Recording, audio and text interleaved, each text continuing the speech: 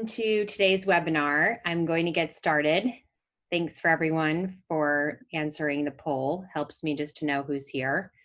So just a couple of housekeeping items. If you have a question or something that you want to make sure I address, just put it into the Q&A section of this. It's on your bar, the top or the bottom. Okay, so we're just going to get right to it. So today's webinar is also being recorded. So if anybody in your circles misses this, you can definitely catch it later.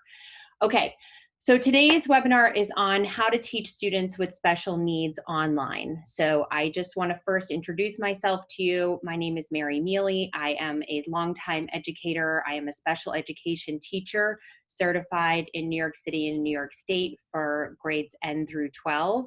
I'm also a certified teacher of reading from N through 12. I have worked in the classroom setting. I have also taught teachers who are studying special education, and I have 2 children with special needs myself. My tutoring practice takes me into the lives of students with a variety of special needs. So I support families who are helping their children to learn in school from the outside of school. So that's a very interesting perspective to be in. And I feel very passionate about special education. So when all of this is happening to our children who are the most vulnerable, I really do feel that it's wonderful for us just to get together and talk shop, and that's very much what this is all about. So I urge you just to pop questions on the Q&A as I go along here, and we'll go through some of the tools that I have developed in my practice, but also have studied and really thought about as I'm trying to reach the students in my life. So let's get on with it. So we're going to discuss a couple of key points in today's webinar. So the first one is just this time. So we really are talking about the time of quarantine education and talking about teaching students online who have a variety of special needs. We're talking about how are we teaching these students, and then I will discuss some of the tools and tech that I've become exposed to in this process of moving my teaching online, as well as supporting the schools that I do with their process of moving their teaching online. I'm also going to talk about some wins and some final thoughts that you might want to think about in your own practices. So this time is certainly something that is unprecedented. I think we have to just acknowledge that for a moment and realize that we're not dealing with anything that we can go to a journal and sort of read a program that we could then follow or get training in a professional development setting, right? Because this is very unique and we're all going through this process together. And I think that in the spirit of we're in this together, I do think that we as special educators are uniquely positioned to really be super helpful to the community of education right now. We are the people who are tasked with solving problems for kids who are really complex, and we are tasked to be patient, and we are tasked to think outside the box many times. So I really feel as though we have a lot to offer the teachers and the families in our lives, and that's a lot of what has brought me to create this webinar, is just to hopefully plant the seed in your mind as to what you could be doing to help the students to learn, but also the people that we help in general in our careers. You know, it's really a unique time that is, you know, it has its own challenges for any child who's neurotypical. But if you have learning disabilities, these are really, really challenging times for learning, because to learn on a screen, to learn in a 2D way, that can be very challenging for many, many, many of our students. So I think it's really important that we do think about the way that we're teaching and how we're teaching our students and coming at it the way that we always do. So this is not really new stuff, really, if you think about it. It's about thinking about the student and starting there and trying to imagine yourself in their shoes. how are their brains working, and how can I construct a learning experience that's going to allow them to have access to what I'm teaching them. So that's really, if you kind of walk away with nothing else from this webinar, it's that line. I really want you to think about, what is my student dealing with right now? And that might be, of course, their neurology, but it also might be what they're going through right now, what we're all going through right now. You know, maybe they have a sick parent. Maybe they're worried about someone in their lives getting sick. Maybe they're concerned about the world in general and they're hearing things that they don't understand. For our younger children, we're asking really young kids to come to screens and do things. And, you know, play is still very much a part of their learning. And for our kids that have learning disabilities, multisensory instruction is the way to reach them. So I think we really have to be thinking about all of these things when we're developing how to teach our students with special needs. It's very, very, very easy, I think, to slap a bunch of work down on paper and pass it along to the kids because we want them to have something to do, right? But it's another thing entirely to really think about a particular student and, again, put yourself in their shoes, and put yourself in their shoes in terms of, how is this going to work for them? And I think we, again, going back to what we know works, that's really what this is all about, right? Just going back to what we know works and maybe modifying it a little bit. But certainly when kids are engaged and they're interested and it's something that is in their wheelhouse to understand, we're going to have so much more success. So anyway, I'm going to move on to the next slide. A lot of this goes together. So just a reminder, I'm talking, when I talk today about students with special needs, I'm talking about students who have classifications and who are diagnosed with particular learning differences or disabilities. And so these are not all of them, but these are many of our students. These are many of the students that we do work with. And so I just sort of made this slide to bring us here, because I think when we're planning our lessons, it's really important to get out a sheet of paper, a document maybe. When I teach my graduate students who are studying special education, they are often tasked with having hundreds of students on their roster with various IEPs and various IEP goals. And so one of the things that we do just to help with the administration of that is we make quick hit lists of their disabilities, their goals, their profiles, anything we know that works, so that they can almost hold it within their hands and have that kind of support. So if you can just think about, if you know, let's say maybe you don't have access right now to all of your notes that you had in school, but certainly if your child has a particular disability, they may be struggling with any number of these areas.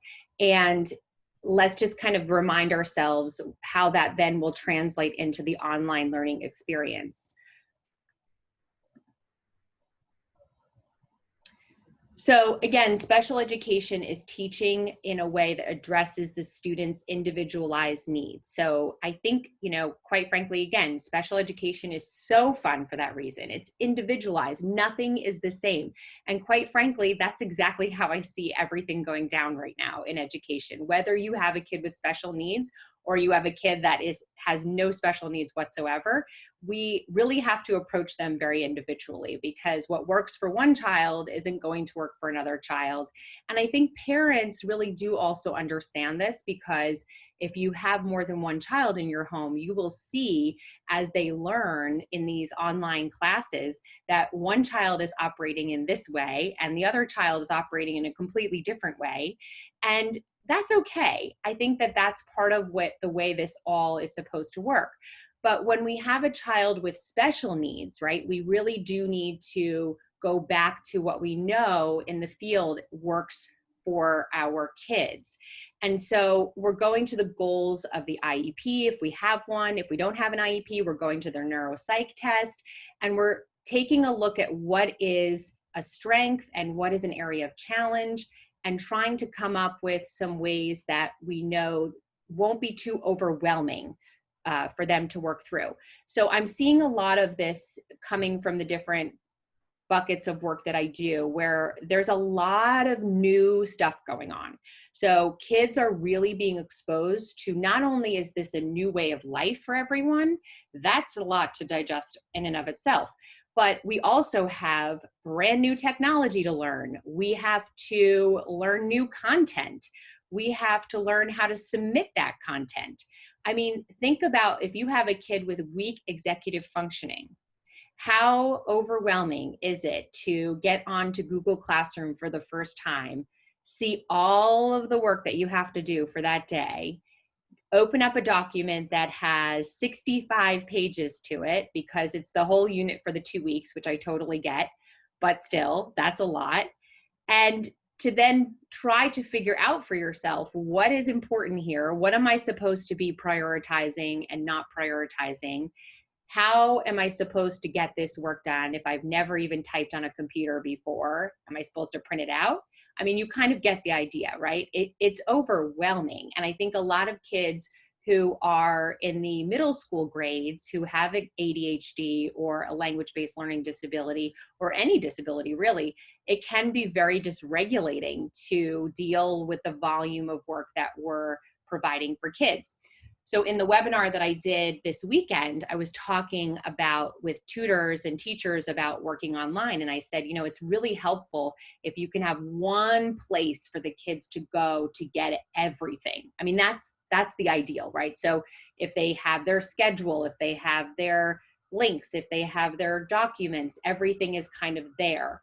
But even that can be really hard for a kid with a special need because it becomes overwhelming. And so our job as special educators, because I don't want to just present what's wrong with everything, I want to make sure that you walk away with an understanding of what you can do about this and what I've done about this, is to provide those scaffolds for the kids and to understand that right now our kids might need a lot of handholding. They just might. They might need to really just learn one thing right now. I know for one of my children, she is doing well online, but she really can only just click. I mean, I can't ask her, for example, to open up the schedule and source all of her different apps that they use in her school. I really can just ask her to click on the meeting and sit there, and that's it. You know, and later she started to kind of play around with some of the apps on the iPad, and it's getting to become a little bit easier for her. But that's what I'm talking about, is just scaffolding the instruction for our kids. It's not really business as usual. You have to really understand that we're dealing with a lot right now. And so anything that you can do to bring the work to the students' level, I think is really helpful. And then, you know, we're also, as special educators, really used to talking to parents. That's part of what we do a lot. We really talk to parents probably more than a lot of other kinds of teachers.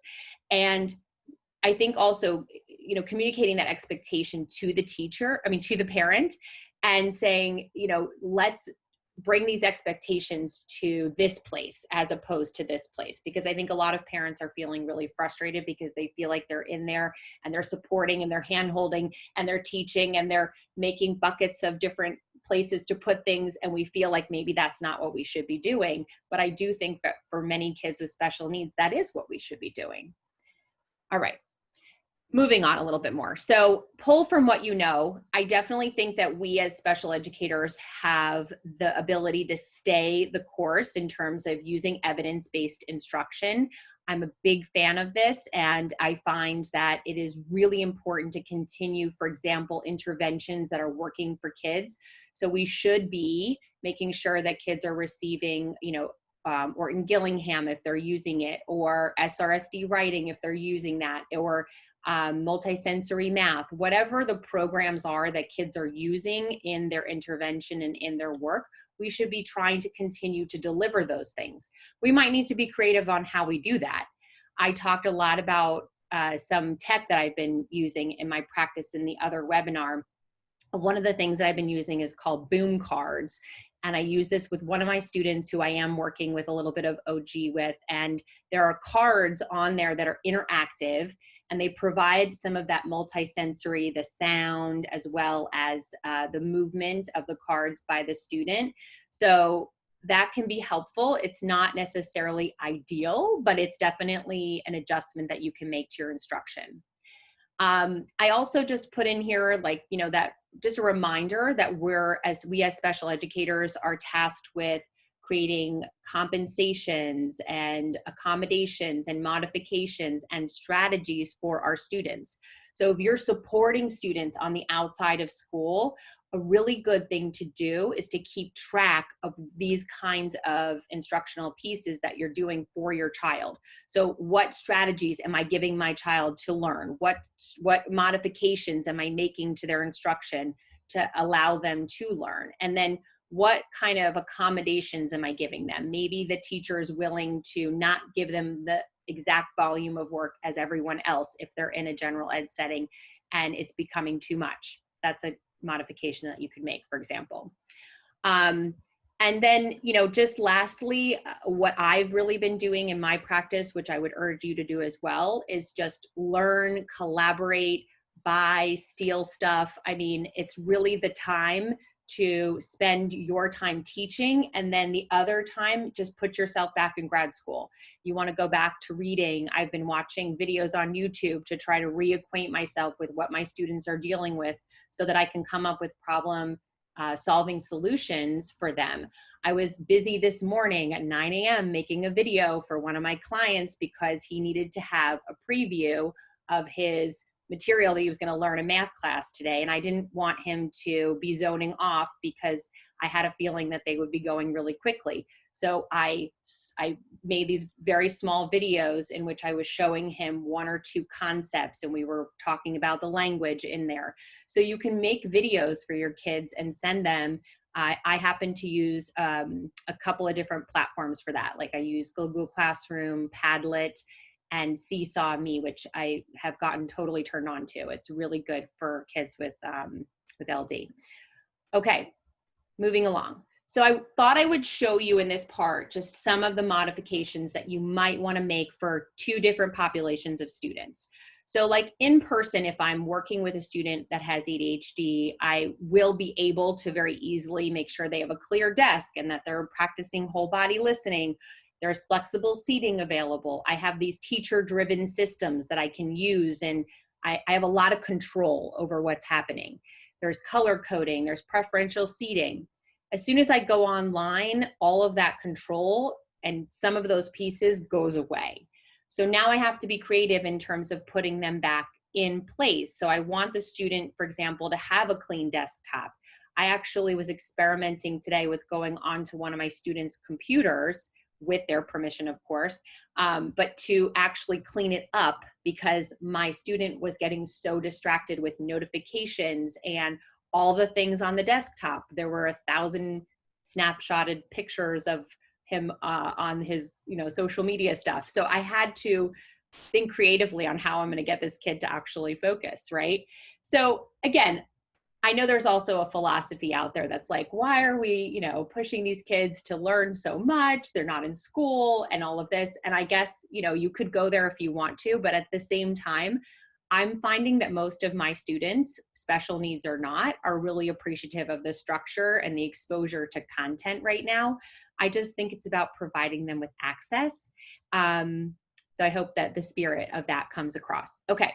So I've been doing a lot of signing. If you saw some of my other videos, I'm going a little crazy with it, but it's working. That's why I keep going crazy with it. So I studied sign language in college. And then when I got online with my kids, who are mostly kids with, learning disabilities, I started making up signs to convey different concepts, and it's been really fun. So I've been doing this inference one where the kid takes what's in the text and what's in their brain and they put it together, and then we make an educated guess. I added that one in since the video, by the way, where I make them move their hands up to make the educated guess, because I kept, when you teach kids with language-based learning disabilities, you have to assign the language to the process.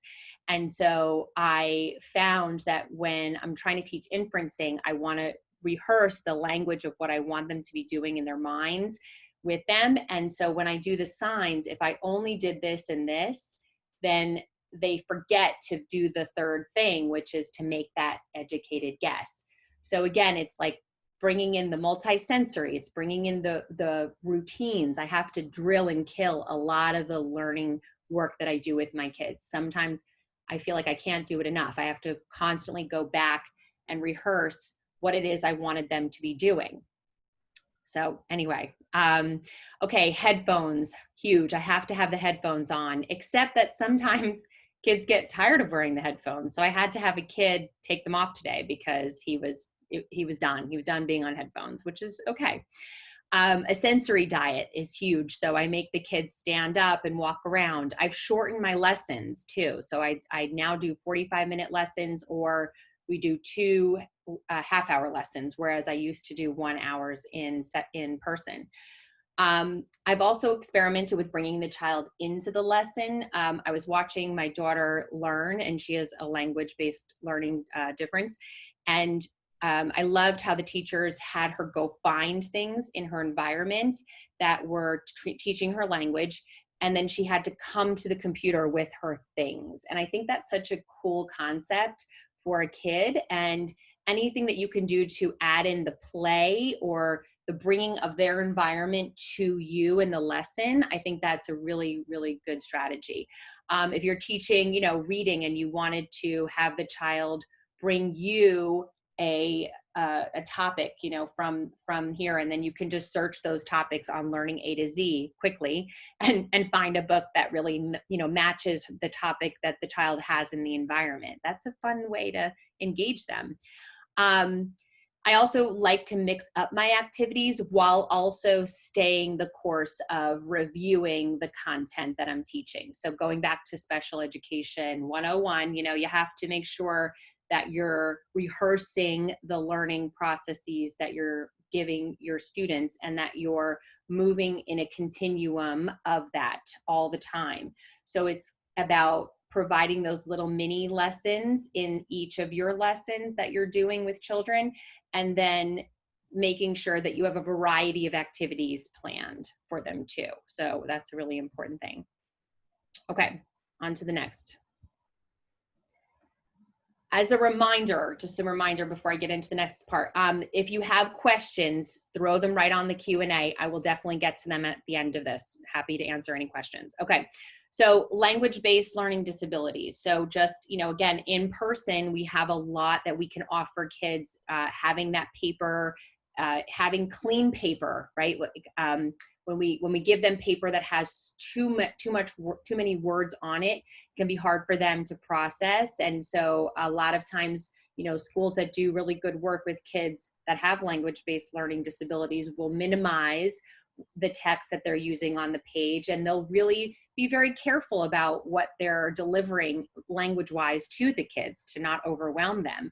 And they'll also spend time teaching the language in a very clear way to, you know, for the students in a multisensory way. But when you're online and you start pulling all of these different resources, I've seen this in a couple of places, it's very overwhelming to the kids who can't process all of that. So some of the things that I've done with this, as I mentioned this morning, I was making a little video for one of my students, and I make these quick videos just to help them understand the language. I'm trying to convey, okay, you might see X and a Y axis. I know you have no idea what axis even means. So I'm going to show you an axis in a couple of different ways. I want you to go find some axes in your house. We'll talk about it later, kind of stuff. So that way they get a little bit more of the idea of what you're talking about when you're getting into the lesson. I've done a couple of things with Padlet and Seesaw, and I love these programs because the kids you can make a quick video in Seesaw, and then you can require your student to respond, and there's a cool whiteboard that pops up, and the kids can just like right away respond. So that's great if you're teaching routines or executive functioning, you know, skills in terms of studying. You want them to know these 3 concepts, then they should regurgitate those concepts to you so that they're getting the practice of the expressive language. Also, I've gotten my kids on certain technology to just give them more access to skills. So I've done like Lexia Learning, sound reading solutions, and the boom cards are awesome for like OG stuff if you want to go check those out. You can buy them or you can make your own, whatever you want. So just getting into the tech and tools, because again, you have to start with your student. You want to then think about what you're going to be teaching or what you have to amend or modify or give strategies for. And then you need to use some tools because you're not with them. So this makes it all the more challenging. And depending on where you are in your comfort of this, I would say don't try to minimize your own learning. I feel like my head hurts so badly over these past 2 weeks because I was actually sick in the initial parts of all of this, and then I got well and I just started to jump in and I'm learning and like my brain is going at night. I'm trying to like think about this kid and that kid and this family and it's just, it feels like a lot, right? So try to minimize maybe the tech for yourself and just, start with maybe one delivery system, like learn Zoom really well or learn Google Meet. Then learn one place to put all the stuff, like learn Classroom or learn Seesaw or learn Padlet. Padlet is really, really user-friendly and easy. So that one's probably the best to start with if you're not so great on the platforms. But these platforms, you can just keep all of your instruction on there for the kids. If your school's using something, you'll just, you'll have to use that. And then you want to source content from different places. And again, I'm a really big fan of also Google Chrome extensions for kids with learning differences. You can do ones that are like, they can clean the screen in terms of the contrasting. So if you have kids with visual issues, you can also do ones that have readability. So all of those really busy sites can become very clean and just really focused on the text. You can do an extension to help the kids with attentional issues not spend too much time on their apps and things that they go to waste time, I don't know. So there's a lot of Google extensions that I've been playing around with a little bit too. Okay. There's also, I was going to say text to speech is a good one too. That's Google Chrome's. Then we also have Google Docs and Forms. I'm a big fan of these things because I just try to get my kids to be as active as possible when I'm on the screen with them. So I'm facilitating and they're doing as much as they can. That's really helpful, especially for kids with learning differences. Again, videos are great. And then next level stuff, you can get into some of these other resources that I mentioned here. And then multisensory is, of course, hugely important for kids with learning differences. So just trying to be creative with how you're implementing those kinds of things. I actually had, in creating this course, I just couldn't be online anymore. So I took a bunch of Post-its and I put them on my table and made my whole agenda with these Post-its. And I was so happy to not be online anymore for a while. All right, so here's some wins. So I think, you're kind of getting the idea of my style. And of course, I know my style isn't everybody's style, but again, where I'm coming from is that I don't work in a school. I don't really have to subscribe to any one curriculum, and I can be free to experiment with a lot of different options at all times. So that's just my perspective. So hopefully, again, where we are right now, I think demands a level of innovation and risk. And so some of these things you might try out aren't necessarily evidence-based, which I know it's not the best way to go about teaching kids with special needs, but sometimes we have to be creative to reach them. So I'll just share with some things, and what I call them like, and that just happened, because that's kind of how I feel when it happens. I feel like so excited when I get a kid to learn something in a hard format for myself. So again, the signing, I can't get enough of the signing. I'm sorry, I'm totally into that stuff, but it's super exciting. I did this other one where you do this sign and you go text to self connections. And then I get the kids, like when they do something that's super awesome, I make them like put their hands up. I work with kids from like second grade till 8th grade. So that's kind of my most popular wheelhouse of my own practice. Okay, then scavenger hunt I saw that happening with my daughter, as I mentioned, but definitely great to go and find things in their environment that actually you can bring into the lesson. I think that's always really meaningful for kids, and it provides that multisensory piece. The shorter, more consistent instructional time online is really awesome. And I think kids with special needs benefit from those check-ins and from being kind of held accountable for their own learning. So putting them in the space where you know things are going to be challenging because you're there and you can help them learn what to do, that's really, really helpful. I think that's where we should be spending our time and effort. So I also started talking with some of my kids, like, what do you want to learn how to do? And I was shocked. I asked one of my kids this week this question, and he's like, I want to learn how to journal. And I was like, oh, well, okay, we're going to learn how to journal. So I was so excited to jump into that with him. The other, I learned this from an OT that I was talking to, actually. She was just talking about the benefit of play with younger children, and especially students that don't have a lot of language. And when they're very young, but I would say this actually applies to older kids too. It's about teaching them the language through play. And so if you can be on the computer and then just jump into play with them. So, I'm going to take my computer and I'm going to go sit under my desk, and maybe the kid will come sit under the desk, and you've just taught them what under means, right? So that's a fun thing to do. Body letters are really awesome. So I don't teach young kids, but I learned this from one of my teachers. So she was working on the alphabet, and she had the kids all making the alphabet with their bodies online, which was really awesome and multisensory. I also really like, again, if I'm going to modify text for kids who have language-based learning disabilities, I'm going to list the text so it's really easy for them to understand. I'll use underlining and bolding just to really make things pop for them.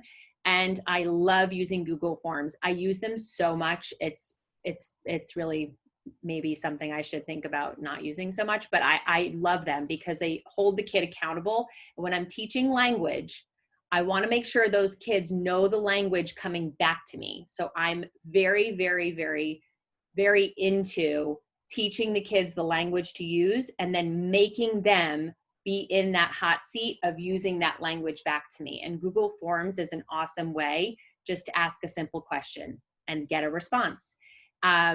You can also make them say it to you online, but I think it's something about them writing it down makes it all the more meaningful. They also process it. Call me. So I was in a session, and funny things happen when you're online.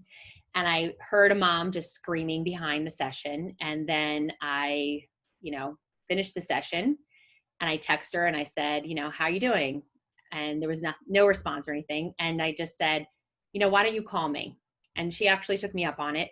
And we just chatted for, half hour or something, but it was evident that, she's going through a tough time in parenting. And I think that as a special educator, I feel like I'm constantly coming up with, working with parents who are going through the extraordinary. And I feel a lot of empathy for that. Really, I do. And I think that it's really helpful at this time for us just to show up. And so sometimes it's just a matter of just call me. Let's talk about it. Just vent. It's okay. Let's come up with a solution. Let's figure out, let's lower your expectations. Maybe you're expecting too much, and that felt really good. That was a huge win. I felt glad to do that. And then the last one is the sensory menu. So the sensory menu is just, a menu of options that a kid can do when they're starting to feel dysregulated. And I love when kids just ask me, I need to stand up right now. I need to go for a walk. I'll be right back. I think these are fine things to teach kids how to do, and they're good skills. So, okay, almost there. Yeah. Okay, some resources I've come across in the last 2 weeks that have really like knocked my socks off. I thought I would share them with you. I mean, actually, Understood I've been on a million times in LDA, but I've been looking at them in a new light. So, Lives in the Balance. My kid's school does this, and I think it's pretty ridiculously awesome. I think every parent should be doing Lives in the Balance and learning about it. It's really an interesting way of thinking about parenting kids, but I also think from a teaching standpoint, it's taught me some real tools for problem solving. So that's all I'll say about that. You can go read about it. Understood.org is awesome because it helps me to remember what kids are going through.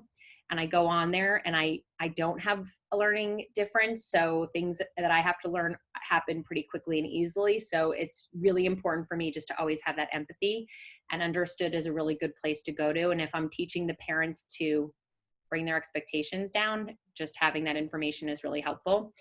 The Pomodoro technique, I've used it with my own kids every single day. We do the Pomodoro technique. So we do 20 minutes work, go take a walk. 20 minutes work, go take a walk. It's just what we do. CHAD is another great resource for students with ADHD. So they have a bunch of resources on there just for this time. So I would urge you to go there and take a look. LDA America is another one that I go on a lot. It's, has resources for students with learning disabilities, but again, really great resource for this time. And then the last one I put on there was just about that play piece, because I don't do a lot of that work in my own teaching all that much, because I usually get them when they're a little bit older and we're doing more academically focused work. But right now, I think everybody needs to play a little bit. So I'm going to experiment with some of that, even with my older guys. Okay, the learning curve. So remember, you're definitely on one. I don't know if this even makes sense to you. I just threw this down as like where my brain was at, but I do think that we have to all be really recognize that we're learning a lot right now, and a lot is new. And so anything that we can do to keep things the same is really good, especially for our kids. So if you have a routine that you're following in your classroom, if you do something with your kids in your tutoring, if you normally are working through OG and that's what you're doing with your kid, I think you should keep doing those things. And I think you should keep showing up for your families.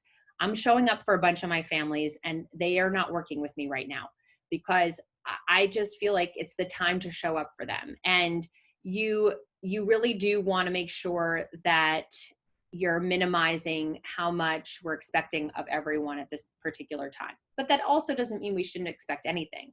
This is precious time, and our kids need instruction. They need to continue their instruction in the way that they get it. So it's important that we help parents to understand that too. It's a process. I think we have to understand there's going to be failures and there's going to be ups and downs. And even in my own work right now, there's so many times that I'm trying something and it just doesn't work, and I have to go back to the drawing board, or I work it out in my own brain and I'm writing it down and I'm like, that isn't just not going to work. We're going to have to go back and do that again. That's okay. It's just learning. It's what we have to do. And then, it's all about really getting to that sweet spot point where you can feel confident that you're on a roll, what you're doing. And I do feel like that for many of my students that I work with. I really do feel like we're on a roll and we're working towards something that makes sense right now. It was just kind of rocky in the beginning, and now it's getting a lot better. So, okay. So questions and answers are coming up. So if you have questions, I have a few that some people have emailed me as well ahead of time, but if you have questions, I'll definitely take them. But just to kind of conclude here, we're just going back to, again, the purpose of this webinar is to talk a little bit more about how to teach students with special needs online at this time. And so we're talking again, go back to who we are teaching. What it is that we're doing as special educators is going to help everyone in this field right now. We want to modify the evidence-based approaches that we have to make sure that kids can access them when we're not there with them and they're not with their peers, which is weird. And we need to use tech and tools and just honor this learning curve that we're all on. And I think that everyone in our field should be sharing more of these kinds of things of what we're doing, because no one has any idea of what we're doing. And I have such empathy for the schools and the teachers and the parents right now, because we're just doing our best. And I think that's where we have to come at this, right? It's like everyone's just doing their best. And that's okay. And we can help each other by providing new ideas. And maybe something that I presented in this webinar is going to work for you, but maybe it's not. That's okay. All right. So I've been busy, as you can see, and I have developed 2 online courses at this point for teachers and tutors who are online. And it's a deeper dive into the webinar. So it's like the stuff that I'm talking about, but we're going way deep, and we're talking about exactly what programs we're using, and we're talking about case studies and tools that will really further your own work with your students. So the one that's available right now is the How to Tutor Online. You can definitely take that one right now. It's a series of videos that talk about how to deliver, how to organize, and how to source your content for your one-on-one sessions. And then how to teach students with special needs online will come out tomorrow. I'm just fine-tuning some of it. It's really a pleasure to be here, and I'm going to take some questions now from our audience, if I can get into them, that is. Hold on a minute. Best laid plans, you know?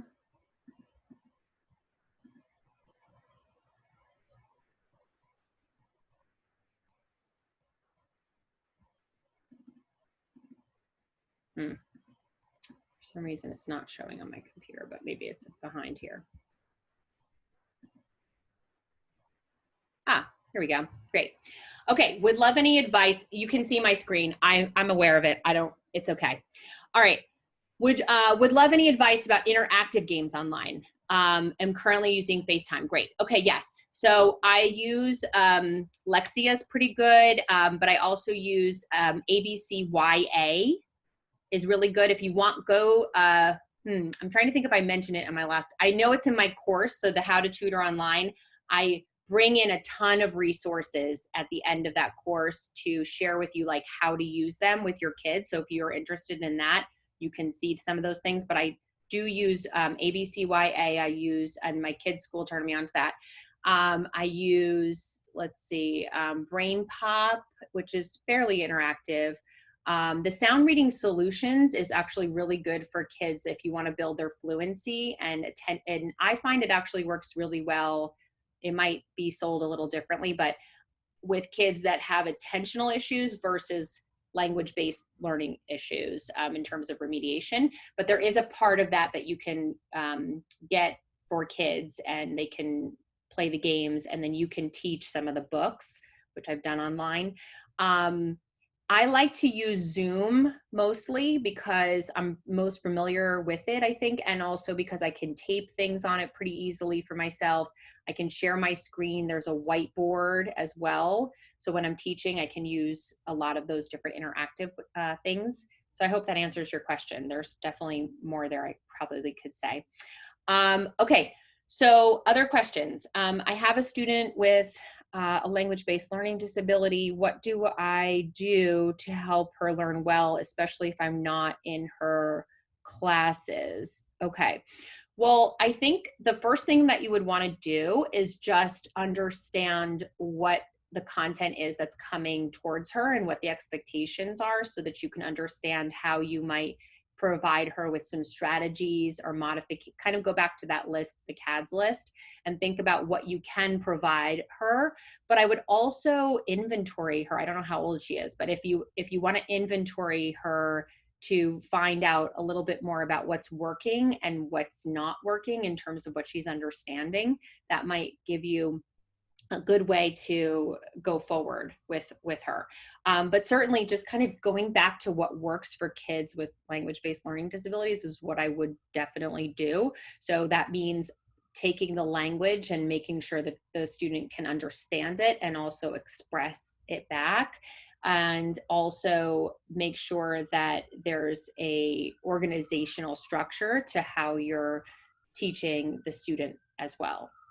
A lot of routinizing, memorizing. You can do that online really nicely, actually. I find the kids are making a lot of progress because I'm so organized because everything is online right now that we're just going through this process of remembering and routinizing their language and learning that I've been doing. So hopefully that's the same for you.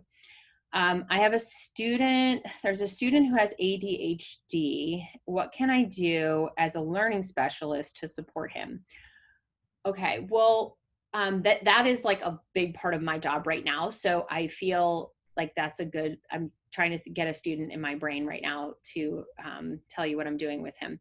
So couple of things. First of all, headphones work really well. Making sure that they have a clean workspace to work in works really well. And it depends really, I guess, on some of their presentations of ADHD. I would look into that a little bit more. Like, for example, are they having issues with stamina? Are they having issues with attention? Are they able to regulate? Are they having issues with that? Are they having a routine in the house? How skilled are the parents with understanding the routine of the day? I know a lot of families are coming at this also just as our kids are coming to this work and with different um, different skill sets and things. I mean, our parents are too. And so, perhaps there's some issues around them figuring out what they have to accomplish and do, and digesting feedback from their teachers could be challenging. I know sometimes some teachers are just like giving feedback to kids and there's no real requirement of what to do with that feedback. And for a kid with ADHD or executive functioning issues, they really need to be told like what to do with that feedback so that they can learn and acquire it for next time. Otherwise, it will just not be absorbed. So I also think having certain expectations are important. So like there's a time to play and there's a time not to play. And I've certainly, heard some of my students sometimes are getting tired. And so I can hear them like clicking on the computer.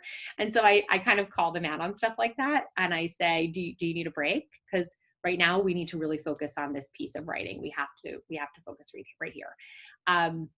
So things like that, the Pomodoro technique is really helpful. But I guess, I'm just kind of throwing out some options. I think what I would again do is just really try to put yourself in your students' shoes and tackle the one thing, the highest priority piece of whatever their biggest pain point is with a tool or strategy, and really help them, like handhold them with that tool until you see some progress. And then you can add an additional component of work there if you want to. Yeah. All right. Last question. And then if there are any other questions, this is kind of last call. I will definitely, again, put this up for everyone on our website. And if you have any feedback or additional questions or comments, I'm happy to learn from you and I'm happy to, just continue this. So I have a student who is on the autistic spectrum and since transitioning to home has shown regression. Is there anything that you would think we could do to support the family? I'm not even sure if they're getting their therapies. Yeah.